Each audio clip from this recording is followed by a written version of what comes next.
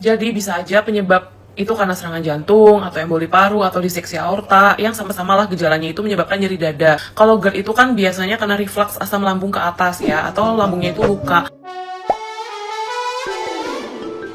Perbincangan soal meninggalnya Lula Lava kini merembet ke isu lain yang tak kalah panas, yakni perdebatan mengenai penyakit GERD di media sosial. Diskusi yang awalnya berangkat dari rasa duka justru berubah menjadi ajang adu pendapat antara dokter dan netizen yang budiman. Sejumlah tenaga medis menegaskan bahwa GERD bukan penyebab langsung kematian maupun penyakit jantung. Pernyataan ini disampaikan untuk meluruskan kesimpang siuran informasi yang terlanjur dipercaya banyak orang, sekaligus mengingatkan bahwa GERD tetap harus ditangani dengan serius meski tidak memicu kematian secara langsung. Masalah muncul ketika edukasi medis tersebut ditolak sebagian netizen yang berbakti yang bersikukuh mengaitkan GERD dengan sakit jantung dan kematian. Beberapa dokter spesialis jantung yang memberikan penjelasan justru diserang, bahkan dianggap tidak memahami ilmunya sendiri.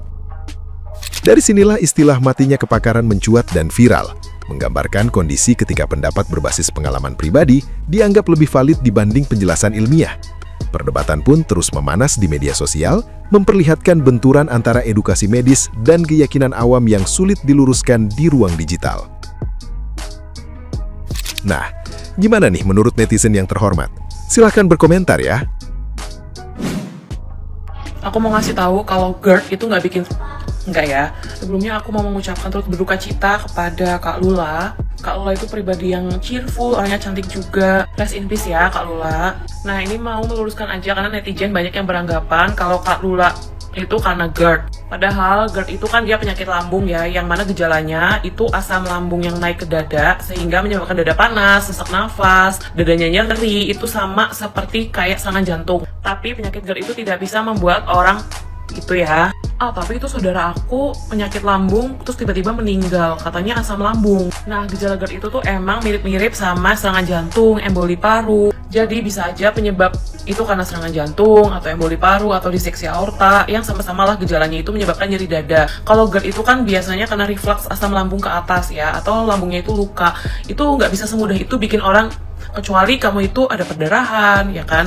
Itu pun nggak tiba-tiba gitu ya, nggak tiba-tiba bikin orang gitu. Pasti ada gejala-gejala kritis dulu, muntah darah, pucet, lemas, udah diopnam berhari-hari di rumah sakit, pendarahan, baru bisa bikin orang gitu. Jadi ya penyebabnya itu adalah penyakit lain yang memang berdiri sendiri ya, bukan karena GERD-nya. Jadi untuk penderita GERD kalian jangan khawatir ya, karena tidak semudah itu untuk karena GERD. Yang penting kalian jangan sampai telat makan, tetap jaga pola hidup sehat, dan kalau misalkan ada gejala-gejala yang memang memberatkan gitu ya, nyeri dada dan lain sebagainya, nggak ada salahnya untuk rekam jantung supaya bisa check up kesehatan jantung kalian.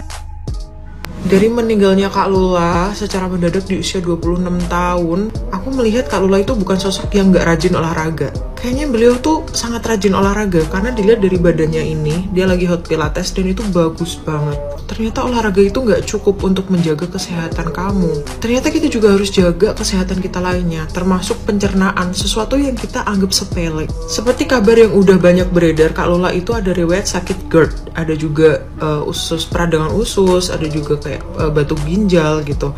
Yang dimana kita lihat GERD-nya ya, GERD itu setelah aku baca-baca nih, aku nemu dari TikTok, ternyata dia kalau lagi akut dan kumat, dia bisa menyebabkan cardiac arrest. Cardiac arrest itu setelah aku cari di ChatGPT, ternyata adalah kondisi jantung yang tiba-tiba itu berhenti, dan itu bisa memicu henti nafas juga, yang mungkin ini jadi indikasi penyebab meninggalnya Kak Lula.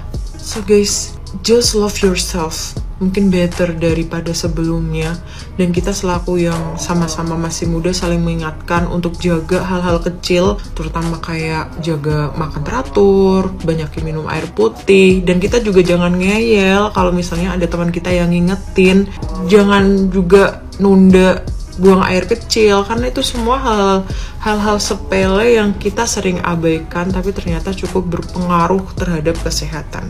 Closing statementnya, punya pacar yang care, punya banyak teman yang baik, dan punya cukup uang, itu juga nggak jadi jaminan kalau mereka itu bisa nyelamatin kita kalau ada apa-apa. Jadi cuma kita yang bisa bergantung ke dalam diri kita sendiri. Just ourselves yang bisa kita andelin kalau terjadi apa-apa. Lula Lava meninggal karena GERD katanya. Gue juga ada GERD, saking udah parahnya 2 minggu belakangan ini perut gue tuh sampai kram, sampai gue kena body shaming kemarin sama monyet kecil yang lagi ngegedein akun. Terus hari ini gue besuk mertua gue yang lagi dirawat di rumah sakit karena GERD juga.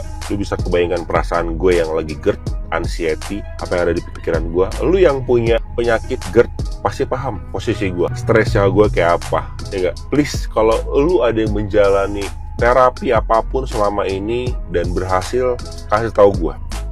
Lu tahu kan gue sering terapi pakai madu atau pakai yang alami kayak gitu lah. Itu berhasil, berguna gitu. Cuman gue tuh kumatnya tuh bukan karena gue minum kopi, karena gue makan pedas-pedas, santan apa segala macem, bukan.